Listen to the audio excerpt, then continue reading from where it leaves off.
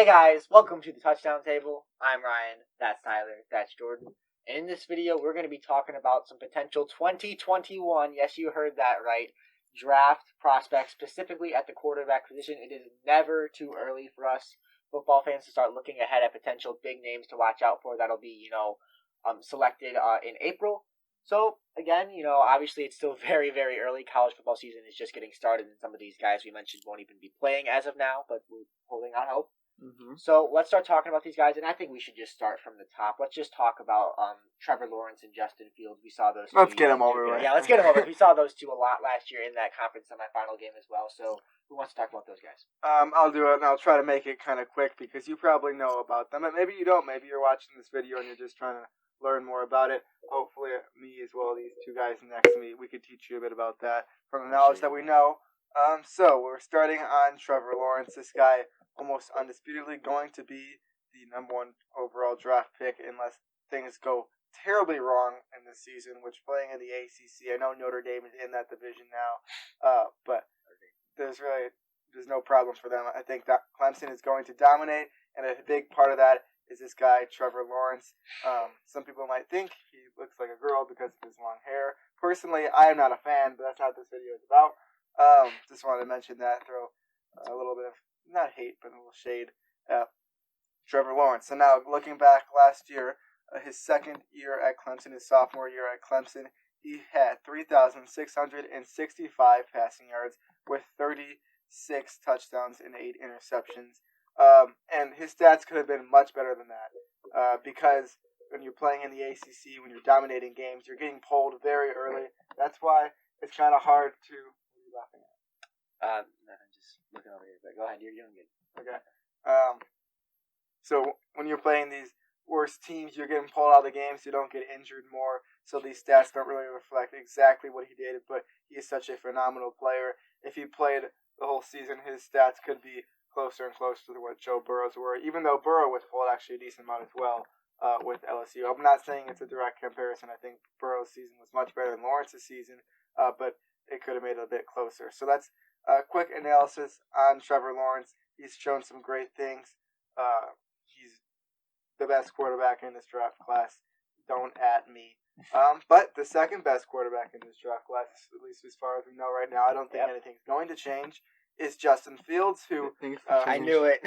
Yeah. In his first year with Ohio State, he was with Georgia the year before. Then Dwayne Haskins was out of there, and he moved on to Ohio State, and Jake Fromm took over at Georgia.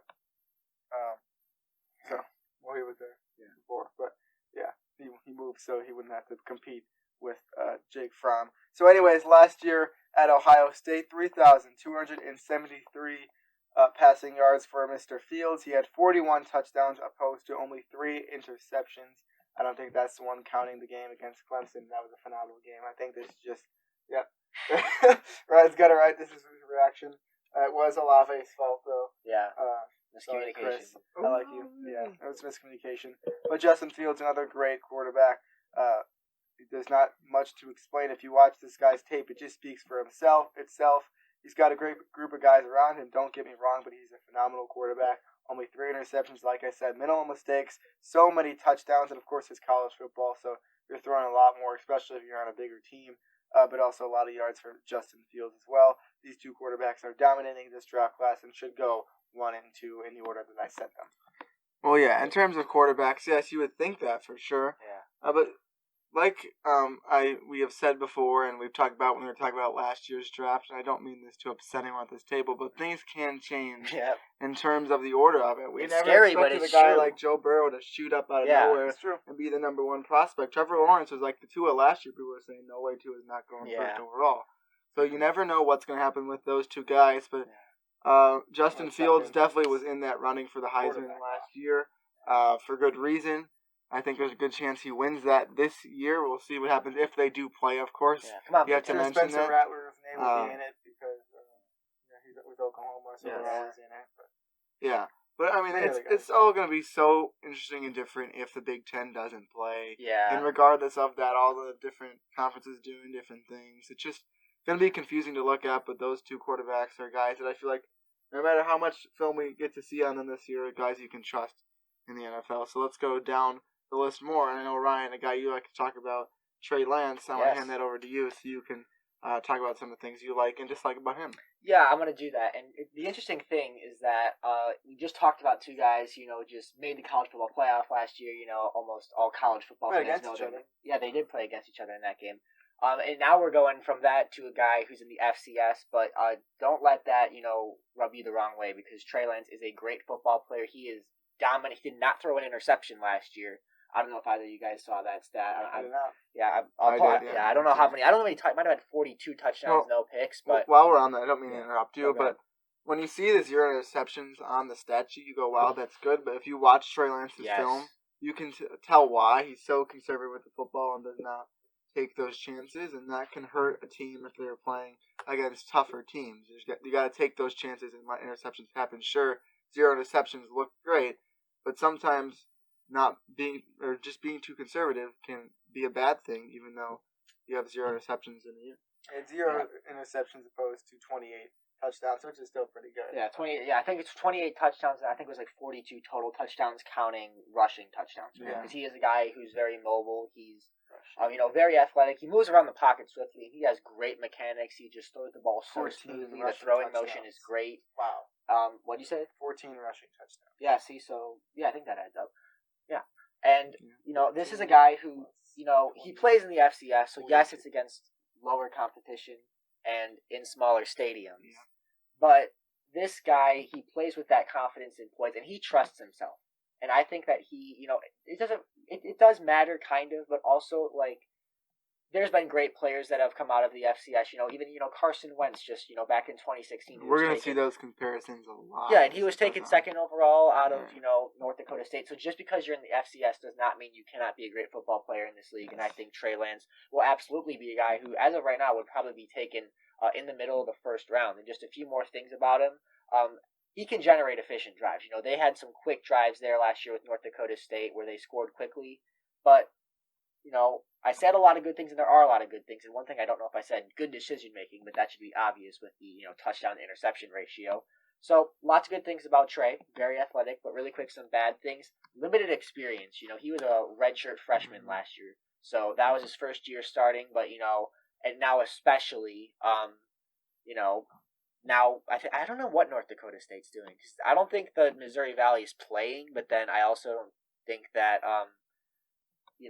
I also thought I heard that they were going to do like a showcase game where they'd schedule one game essentially. So I really don't know what's going on with that. So I'll probably try to transfer anymore. I don't know, or maybe he's young enough. He's an underclassman. Maybe he'll say, I'm going to wait. I think I still have more to put on tape. But then you say, he did go undefeated and win a national championship, so is he going to kind of ride that and say, you know what, I'm just going to, enter the draft and see what happens? But really quick, a few more things that he could work on whenever he gets the chance to see the field again.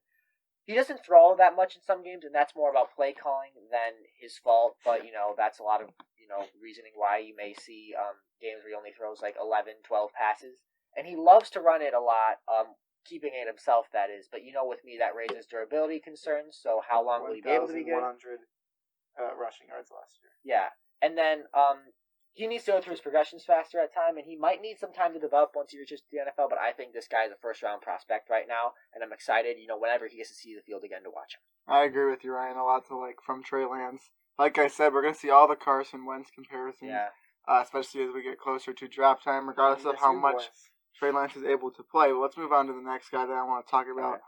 From a school that I used to like in Minnesota. I still do like them, but it's just kind of gone down a little bit. But that's subject to change. I mean, we never know. Yeah. Anyways, let's talk about their quarterback, Tandem Morgan. I'll start it off just really briefly. Yes, Baldy, Tandem Morgan. And you saw a huge leap in the entire play of Minnesota last year. That was in large part to Tandem Morgan being at the quarterback position, doing what he was doing. A good leadership. You watch their games, you can tell he looks happy to be there. He's excited. And not only that, his actual play has been improving ever since he stepped onto the field. And especially last year, you saw every game he seemed to get a little bit better. Yes. Ryan, I can let you go more in the X and O's about that, or even Jordan if you have anything to say. About anything other than just his bald head. I'll just read off his stats last year. 3,200. Tell me his stats with Minnesota. 3,253 yards, with a touchdown to interception ratio of 30-7. Wow. So quick calculation here. I'll tell you that exact stat of the touchdown to interception ratio. I want to see quick. this. So 30 divided by 7. 4.2. Whoa! Wow. 4.29 if you want to round up. Okay. We'll be good. It's better than something like 0.5. Really, so yeah. So yeah, you got anything else to say, or should I start reading off my notes on it? You can go ahead. All right, I will go ahead. So with Tandem Morgan, a lot of things to like. I think that you look at that whole team. Really, they really took a big step forward under PJ Fleck. They were a breakout team last year, no question. And I think if they were playing, they could definitely do more of those great things this year. But we'll see about that. And they played some tough teams last year. They played tough defensive teams. Penn State, Wisconsin, and Auburn. They actually won 2 of those games I just mentioned. They beat Penn State and Auburn. I remember the moment when Minnesota beat Penn State very well, and I was like, wow, I did not expect that to happen, but it did, and it was just like that. And it hasn't really changed since then. South Carolina beat Georgia. And in addition to that, the things he does well, he executes the play action and the RPO well. He scans the field well. Generally makes good decisions. There's a few times where I'm like, oh, come on, Tanner. But overall good. The mechanics are good. He has a nice ability to make throws while backpedaling. That's something I noticed. Avoids high-risk throws. Good ball placement where only his player could get it. Last year he had good receivers like Tyler Johnson and Rashad Bateman. And he takes advantage of it when he gets protection. And I think that's a key with quarterbacks. Yes, you have a good offensive line, but when they give you that protection, can you use that to the fullest? He usually does. A few cons I'm going to read off. Sometimes fails to anticipate pressure from behind. Occasionally throws slightly behind. Yeah, it is tough. These people are human, and they're playing an intense game. He occasionally struggles and throws slightly behind his receivers. And at times, I feel like he relies on his receiver's skill set more than his own. But I think this is a guy who's going to continue to get better. I have a second round grade on him right now. But I think if the Big Ten finds a way to play, he will be a first-round prospect when it's all said and done. And I think if they don't find a way to play, just asking you this quick question, do you think that he'll wait one more year? I think it's definitely possible. And I mean, I think that's a team that's on the rise. So I think it's very, very legitimate. That's a very legitimate question because that's a team on the rise. With all these quarterbacks. They were a young team last year, and they're still young. So I think it's definitely possible, and that's an interesting storyline to watch. I'm glad you mentioned that. Yep. There is 3 more guys that at least I want to talk about. Those 3 being Jamie Newman, Brock Purdy, and Kyle Trask. Let's talk about Jamie Newman first, because he has unfortunately opted out of the season due to COVID reasons, which is unfortunate. But last year at Wake Forest, I know I was able to watch his film. I'm sure Ryan was too, and Jordan even. I'm pretty sure you watched some of Wake Forest's games, right? I watched against them. I wasn't watching them specifically. Okay. Well, yeah, I wasn't really watching Jamie Newman specifically, but there's a lot to like about him, specifically the mobility. It fits the college format very nicely, but as Ryan would tell you, that could be a little risky as you get into the NFL. As far as durability, longevity. Yeah, I don't think he decided to opt out so that he could just not play at Georgia and go straight to the NFL. That doesn't make much sense to me. He had a chance to really put the spotlight on him. So I don't know if he'll be going to the draft or not for sure. I'm not sure what year in college he is. But not the best players that he had around him at Wake Forest. Yeah. He still was able to make it work, kind of like what we've seen with like what Daniel Jones has done at Duke and what Jordan Love did at Utah. Not that bad, but being able to work with what you got is something I noticed from Jamie Newman. Something I really like to see and think I could see more if he ended up playing in Georgia and got to the NFL. Yeah, so I was really surprised when he opted out, and I don't know, maybe he just doesn't like Georgia. I don't know what was really going on there because we were so close to the season, but I feel like a lot of people like Georgia. Yeah, I think so too. Point, I do agree with that, but it's a bummer we couldn't see him play, and I was really interested to see what he would have looked like in that scheme with Georgia because he's like totally different than what they had last year with Jake Fromm, completely different type of player. So I was kind of eager looking. I was forward looking. There you go. I was looking forward to doing that. But now we will never know, and Jamie Newman at Georgia will simply be a what if question right now. But it's JT Daniels' team. And just to finish off, Jamie Newman, his stats last year were 2,868 yards with 26 touchdowns, I think it is, to 11 interceptions. All right, let's very quickly go through these last 2 guys. We'll start with Kyle Trask from Florida, who we're all high on this year. If you watch our conference predictions videos, you would find that out. Yep. We think a lot of that is going to have to do with their quarterback, Kyle Trask. was not the start at the beginning of last year. I think it's all going to be on him. I think there's a lot of talent around that whole team. Yeah, he seems to have earned his spot there. So very exciting for Kyle Trask to be able to do that. Still young, so he doesn't necessarily have to go into the NFL. That's not great this year. But once again, that leadership is there. And accuracy was getting better. A lot of improvements. But I would say for Kyle Trask, he just has to be a little more careful with the football at times. Because, last year he had guys where he felt like he could hit them deep, and sometimes if it didn't result in interception, it would just be a off throw. And that happens too much. You have to just be careful. Don't throw it deep when you have a guy wide open 10 yards down the field. Yep, and I'm not completely familiar with the depth chart and the roster of Florida and their offense right now, but I do know they lost some of the receivers last year. Yep. They still do have a great tight end, though. I think he'll be doing some good stuff, Pitts, this year. So that'll definitely be one of his targets for sure throughout this 2020 season. It'll be fun to watch him play and see if he actually does declare or he will declare for the draft. Excuse me, because he's going to be a senior. Yeah. And then also Van Jefferson no longer there. I want to point that out. So that definitely could have an effect on him. If it's a red shirt. And kind of has to do with what I was saying about those quick receivers. I don't know. I mean, it just says he was a junior last year. So I thought ESPN usually say it, so if you look it up on ESPN. All right, lastly, let's talk about Brock Purdy. Sorry about that. From Iowa State. I mean, there is some things to like about Brock Purdy, a guy that's kind of going under the radar, especially now. Could be a guy that you see rising as the season goes on. But I do like what there is to see. Like I said that before. In all aspects of deep balls, short balls, and medium balls, he's able to throw that very nicely and accurately. At times, there's an inconsistency. His footwork could be a little bit better. I'd like to say that. Yes, it's the first con I have, soccer mechanics, especially with lower body. Yes. The footwork is just not there. But maybe he improved that this year. Hopefully he did.